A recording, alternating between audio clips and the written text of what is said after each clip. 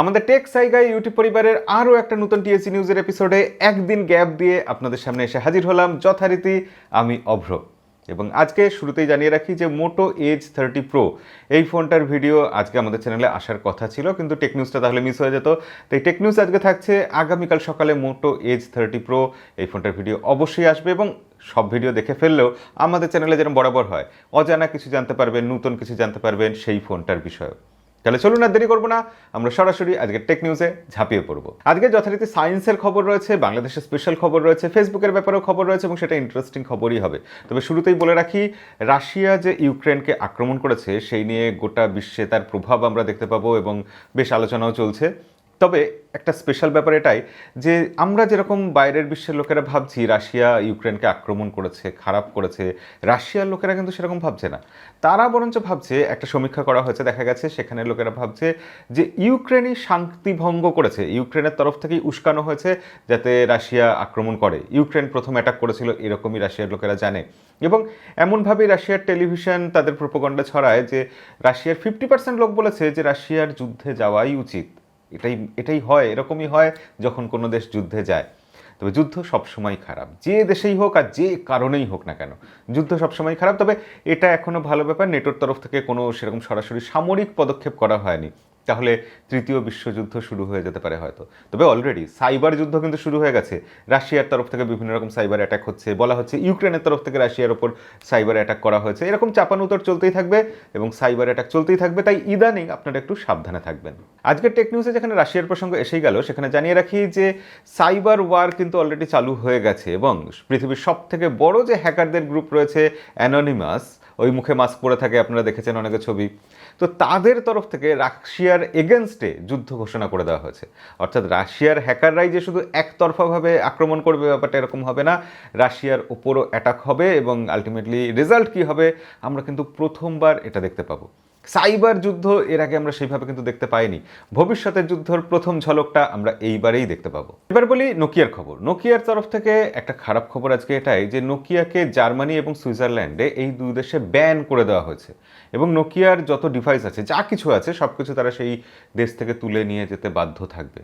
তার কারণ patent infringement, অর্থাৎ তারা পেটেন্টের কিছু আইন লঙ্ঘন করেছে। আসলে এই অভিযোগটা নোকিয়ার ওপর সরাসরি নয়, নোকিয়ার প্যারেন্ট কোম্পানি এইচএমডি গ্লোবালের ওপর, এবং শুধু নোকিয়া বা এইচএমডি গ্লোবালের ওপরও নয়, এই যে কোম্পানিটার পেটেন্ট ভায়োলেশন হয়েছে বলে বলা হচ্ছে সেই কোম্পানিটা অলরেডি মামলা করে রেখেছে অ্যাপেলের বিরুদ্ধে, লেনেভোর বিরুদ্ধে, এরকম বড় বড় কোম্পানির বিরুদ্ধে।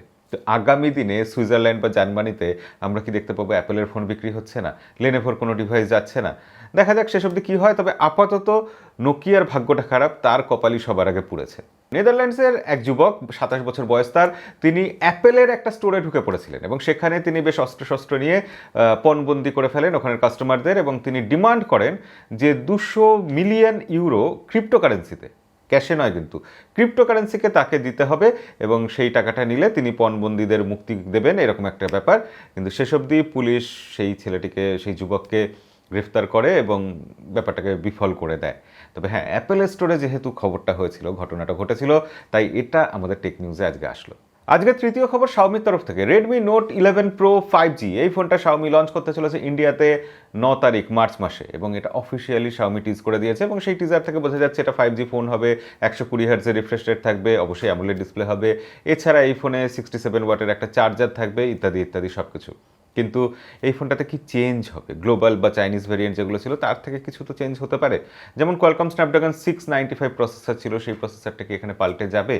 সেটা দেখার জন্য একটু অপেক্ষা করতে হবে এবং দেখা যাক। শাওমি এর আগে নোট 10 সিরিজে, নোট 10 প্রো, তাতে ইউনিক সেলিং পয়েন্ট যেটা এনেছিল সেটা হচ্ছে 120 হার্টজের অ্যামোলেড ডিসপ্লে। ওই দামে তার আগে কেউ দিত না। এবারও শাওমি এরকম স্পেশাল কিছু করতে পারবে কি না নোট 11 সিরিজে, তার উপরই নির্ভর করছে নোট 11 সিরিজ কতটা সাকসেসফুল হবে। আপনাদের মনে আছে বেশ কিছুদিন আগে একটা টেক নিউজে আপনাদের বলেছিলাম যে টোঙ্গা বলে যে দ্বীপটা আছে সেখানে ভলক্যানো ইরাপশন হয়েছে বা আগ্নেয়গিরির অগ্নুৎপাত ঘটেছে, যার ফলে সেখানে সেই দ্বীপে পুরো ইন্টারনেট সংযোগ বিচ্ছিন্ন হয়ে গেছে। সমুদ্রের তলায় যে অপটিক্যাল ফাইবার কেবল থাকে সেটা নষ্ট হয়ে গেছে, রিপেয়ারিং চলছিল এবং একদম জরুরি ভিত্তিতে সেই রিপেয়ারিং চলছিল। আলটিমেটলি 5 সপ্তাহ বাদে সেই ব্যাপারগুলোকে ফিক্স করা গেছে। এখন টোঙ্গাতে আবার ইন্টারনেট ঠিকভাবে চালু হয়ে গেছে এবং 887 কিলোমিটার দূরে ফিজি বলে যে আইল্যান্ড আছে তার সাথে টোঙ্গাকে আপাতত এই কেবলের মাধ্যমে জুড়ে দেওয়া হয়েছে। পরের খবর ফেসবুকের খবর। ফেসবুক যবে থেকে মেটা হয়েছে তবে থেকে তার সময়টা খুবই খারাপ যাচ্ছে এবং ফেসবুকে বলা হচ্ছে যে বিভিন্ন রকম মেটার মধ্যে সমস্যা দেখা দিচ্ছে।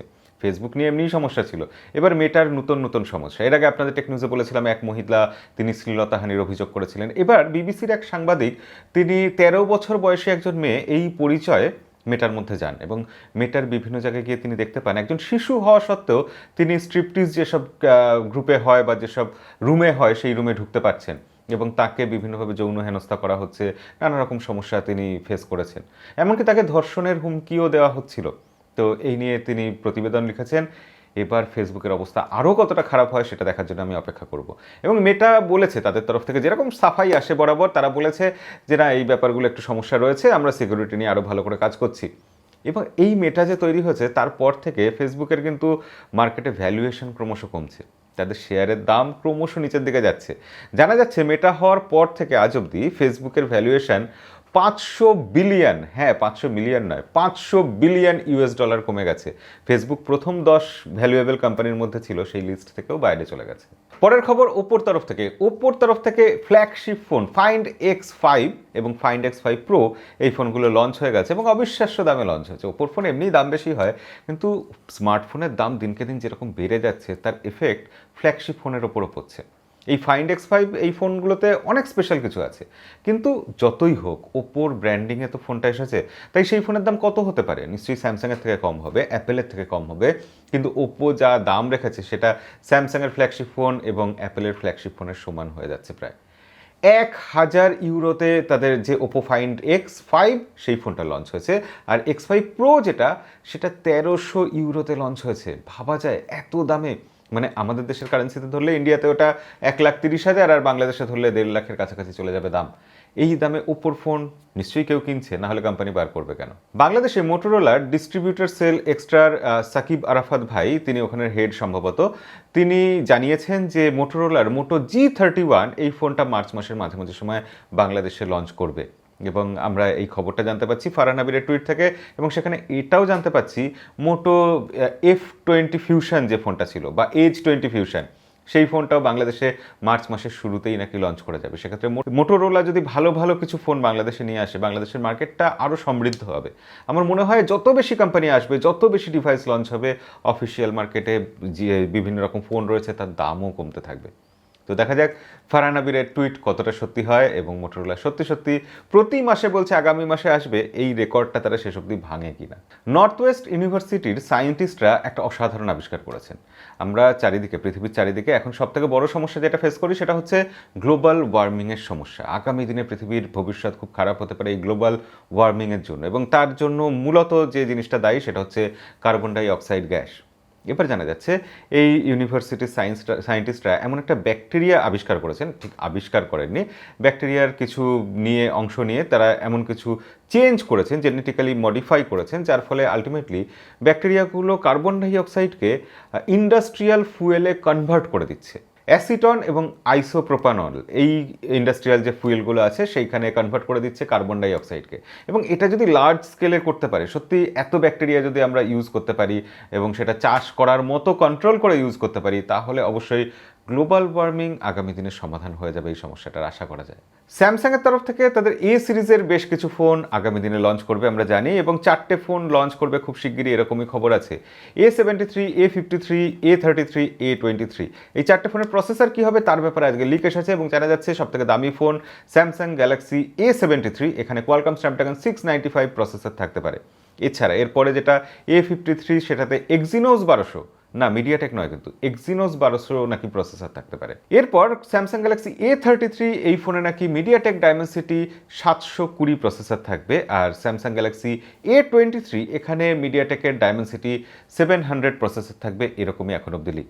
তবে হ্যাঁ, আমার মনে হচ্ছে দামি ফোনগুলোর প্রসেসর আরেকটু বেটার হওয়া অবশ্যই উচিত ছিল, তবে কম দামি ফোনগুলো যে A23 বা A33 এতে মিডিয়াটেকের যে 700 বা 720 প্রসেসর দেওয়া হচ্ছে সেগুলো কিন্তু বেশ ভালো প্রসেসর। আজকে শেষ খবর, ওপ্পোর তরফ থেকে প্রথম ট্যাবলেট লঞ্চ হয়ে গেল এবং সেটা চায়নাতে হলো, আমাদের এখানে অবশ্যই আসবে। 11 ইঞ্চি সাইজের একটা ট্যাবলেট, সেখানে 8300 mAh ব্যাটারি আছে, 33 ওয়াটের ফাস্ট চার্জার আছে, 120 হার্টজের রিফ্রেশ রেট যুক্ত ডিসপ্লে আছে। তো সব মিলিয়ে প্যাকেজটা তো খারাপ লাগছে না। সবথেকে বড় কথা ওখানে প্রসেসর ভালো আছে, কোয়ালকম স্ন্যাপড্রাগন 870 প্রসেসর আছে এবং সেটা লঞ্চ হয়েছে কত দামে? সেটা 2299 মানে চাইনিজ কারেন্সিতে লঞ্চ হয়েছে। সেটা যদি ইন্ডিয়ার প্রাইসিংয়ে ধরি তাহলে আমরা ধরতে পারি ওটা ওই 26 থেকে 27,000 ইন্ডিয়ান রুপি, আর বাংলাদেশে ওটা 30,000 টাকায় লঞ্চ হতে পারে। যদি এই দামে ওপ্পো একটা ভালো ট্যাবলেট লঞ্চ করে, ট্যাবলেটের মার্কেটে এখন কিন্তু কম্পিটিশন এখনও অতটা নেই। অ্যাপেল ওখানে মনোপলি ক্রিয়েট করে রেখেছে, আর স্যামসাং মোটামুটি ফ্ল্যাগশিপ ট্যাবলেটের দিকে একেবারে অ্যান্ড্রয়েড মার্কেটটা ধরে রেখেছে। কম দামি রিয়েলমি যেগুলো বার করছে সেগুলোর প্রসেসর কিন্তু অত ভালো না। সেক্ষেত্রে ওপ্পো মাঝখান থেকে এই গ্যাপটা কিন্তু ফুলফিল করে দিতে পারে, এবং সেটা কতটা করতে পারবে আমরা অবশ্যই আগামী দিনে দেখব। আর আজকের টেক নিউজ এখানেই শেষ করব, দেখা হবে পরের ভিডিওতে। আজকের মতো বিদায়।